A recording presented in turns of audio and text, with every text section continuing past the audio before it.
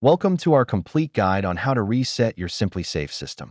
Whether you're facing connectivity issues or just want to start fresh, we've got you covered.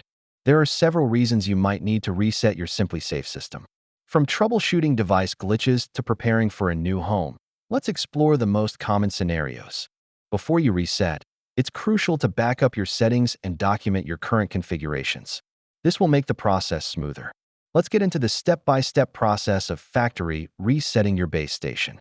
Follow along with these simple instructions. In addition to the base station, you may also need to reset individual devices. Here's how to do that easily for each type. Once everything is reset, reconnecting your devices is the next step. This is how you can do it through the app.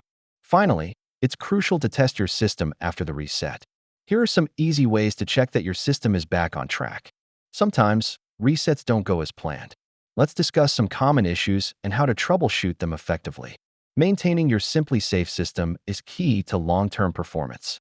Here are some handy tips to keep your system in great shape post-reset. Thank you for watching our guide on resetting your SimpliSafe system.